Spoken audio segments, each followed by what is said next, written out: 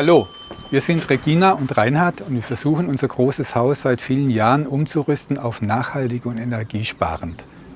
Herzlich willkommen bei uns. Kommt rein, guckt euch um.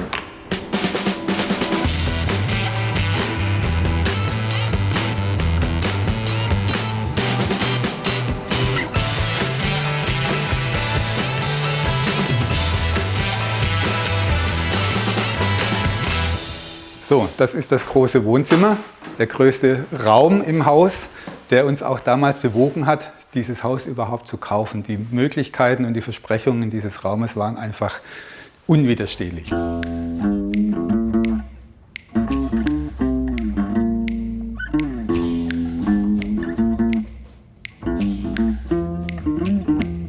Wir haben die Heizung in die Wand verbaut. Man kann diese Wandheizungen, das sind Heizschlangen, wie man sie auch bei Fußbodenheizungen verwendet, kann man einfach an die Wand dran schrauben und die sind eingeputzt in Lehm. Das ist ein sehr guter Wärmeüberträger. Ich mache das alles mit der Hand, was das Glattmachen angeht, weil ich nicht mag, wenn die Wände so industriell glatt sind. Der Baustoff Lehm ist ein sehr angenehmer Baustoff, sowohl in der Verarbeitung als auch zum Drinwohnen, weil er das Raumklima sehr gut reguliert, Wärme gut abgibt, Feuchtigkeit gut aufnimmt und wieder abgibt. Also es ist ein rundum schöner Baustoff. Ich kann nur empfehlen, Leute, beschäftigt euch mit Lehm. Es macht Spaß.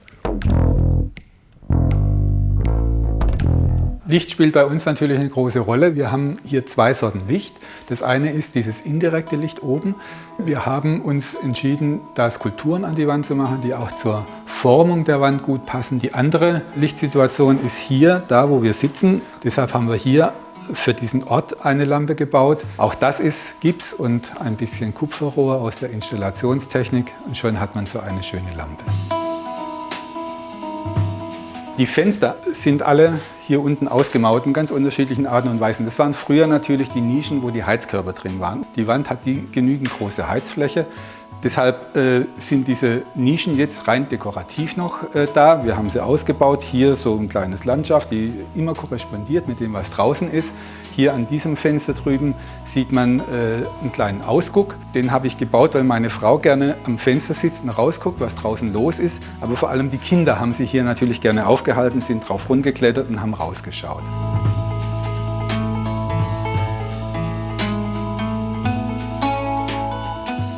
Wie gesagt, dieser Raum hat viel versprochen. Als wir ihn allerdings vorgefunden haben, war er ursprünglich hier abgeteilt und die Decke war auch abgesenkt. Also es war vom Gefühl her ein relativ kleiner Raum. Wir haben also diese Wand hier rausgenommen.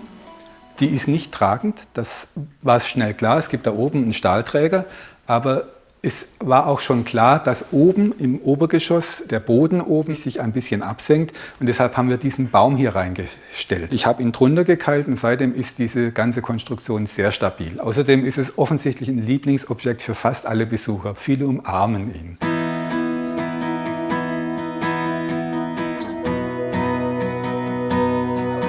Man sieht hier eine ganze Reihe von ganz unterschiedlichen Möbeln zusammengesammelt.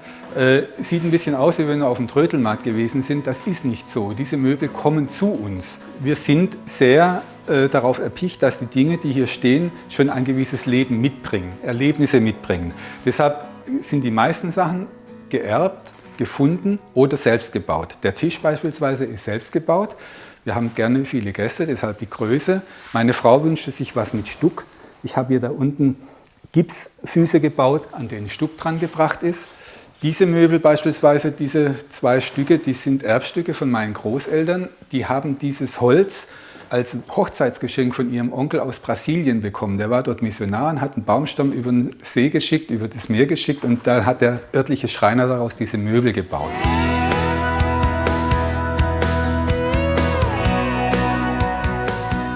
Das ist jetzt das Zimmer meiner Frau, das Arbeitszimmer.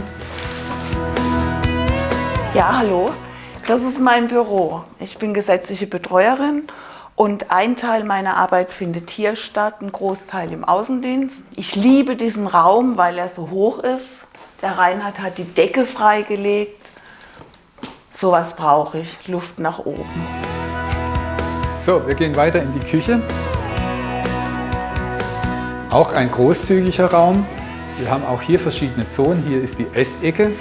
Auch da passen viele Leute dran. Wir haben wieder eine Lampe, ähnlich wie im Wohnzimmer, aber Sie hat eine Korrespondenz zu der Wand dahinter. Die Wandgestaltung ist floral, Bäume, Zweige, das nimmt diese Lampe so auf. Unten an der Wand ist der Thermostat, der unsere gesamte Heizung hier im Raum regelt. Wir haben in jedem Raum solche Thermostaten, die sind miteinander vernetzt, so dass man sie programmieren kann. Wir haben zum Frühstück hier warm, wir haben davor im Bad warm, wir haben anschließend der warme Raum, in dem meine Frau arbeitet, das Büro, und am Abend, wenn wir es uns gemütlich machen, ist im Wohnzimmer die Ecke mit den Sofas warm.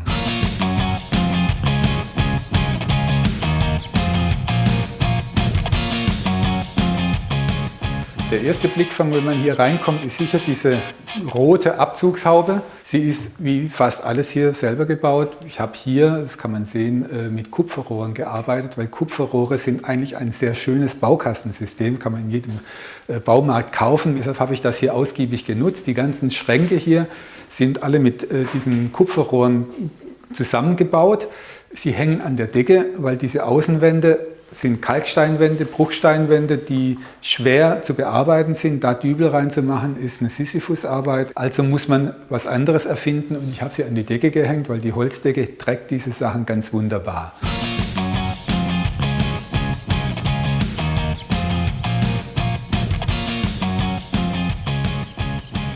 So, dann gehen wir doch mal ins Obergeschoss. Die Treppe gibt laut, sie spricht mit uns. Das ist ein Sicherheitsmerkmal. Hier oben sehen wir eine Besonderheit, nämlich ein Oberlicht. Das kommt daher, dass dieses Haus früher als Bahnhofswirtschaft gebaut worden ist. Das heißt, hier oben war ein Gastzimmer.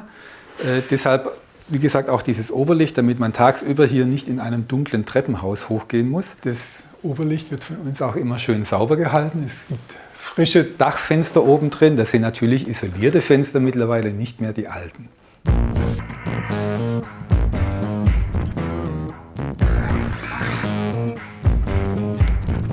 Wir kommen jetzt in eins der früheren Gastzimmer, heute Schlafzimmer.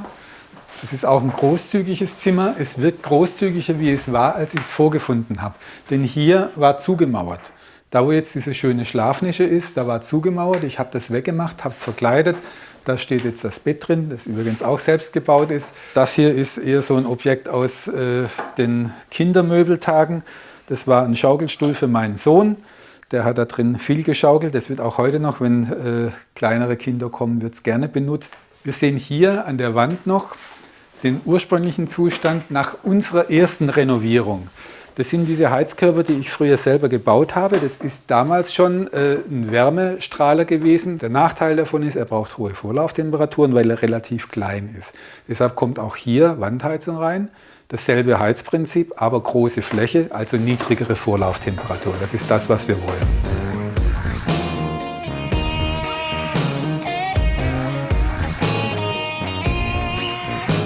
Dieser Raum hier kommt als nächstes dran für die Renovierungsarbeit. Wir gehen jetzt mal in den Raum, der als letztes dran war. Das ist unser frisch hergerichtetes Gästezimmer.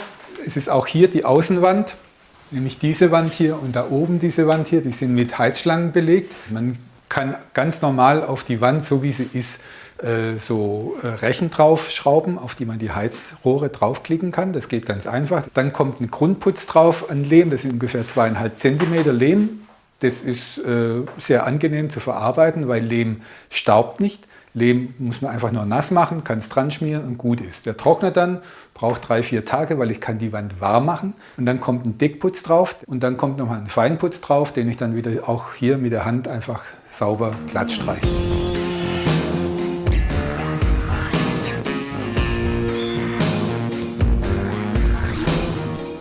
Wir haben hier drin ein kleines Farbkonzept.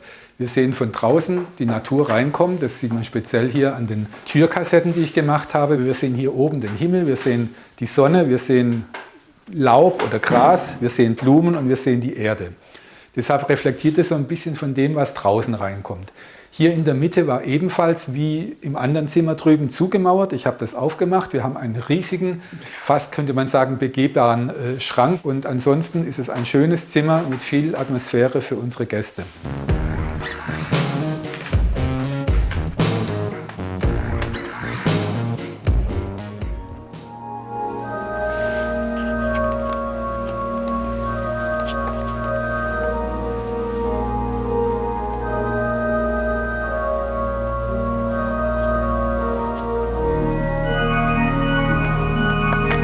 Das ist meine Arbeitshöhle. Ich bin hier mit verschiedenen Sachen am Werkeln. Ich bin zum einen Tonmeister, also ich bin in der Musikproduktion tätig. Ich nehme hauptsächlich klassische Musik auf, von großem Orchester bis Blockflöte mache ich alles. Ich mache aber auch visuelle Kunst, ich will es mal so sagen. Also von Videos über vor allem Live-Visuals, das was man hier im Hintergrund sieht, ist im Grunde sind Szenen für Live-Visuals. Die werden bei einem Orgelkonzert gespielt werden. Der Computer generiert live nach meinen Vorgaben, deshalb habe ich hier diese ganze Klaviatur hier stehen.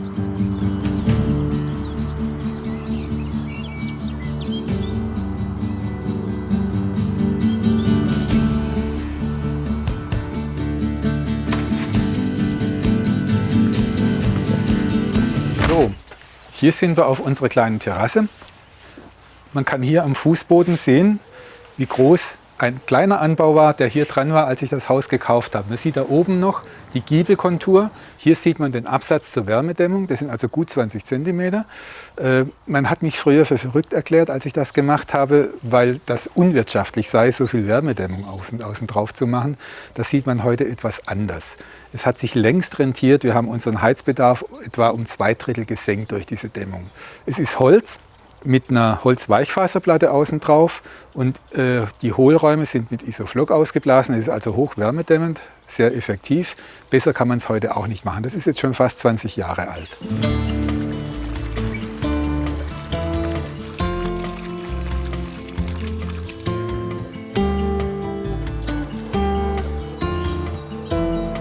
Hier sehen wir noch das, was wir heute Rasen nennen. Es wird demnächst wahrscheinlich umgegraben werden, denn ich habe vor, eine Wärmepumpe hier einzubauen, damit dieses Haus wirklich auf Niedrigenergieniveau kommt als Altbau. Das Haus ist 150 Jahre alt. Wir werden das wirklich auf diesen Stand bringen. Wir werden Erdwärme machen, das heißt, wir graben tief auf, ungefähr 80 cm tief, um die Rohre reinzubringen. Und dann kommt da hinten, wo jetzt der Gastank steht, etwa die Wärmepumpe hin. Das ist so geplant für übernächstes Jahr und dann ist das abgeschlossen.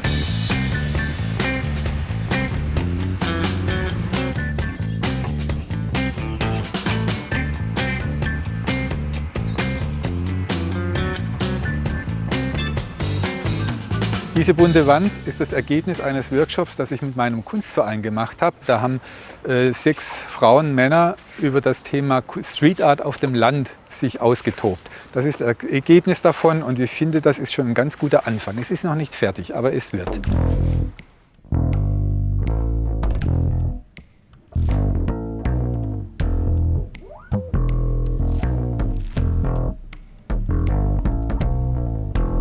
Wir leben jetzt ungefähr 37 Jahre in diesem Haus. Das Haus ist 150 Jahre alt, aber es ist kein Museum. Es ist ein sehr lebendiges Haus und es ist auf der Höhe der Zeit und wird uns wahrscheinlich noch sehr lange gute Dienste weisen. Wir haben viel Freude und Leben in diesem Haus.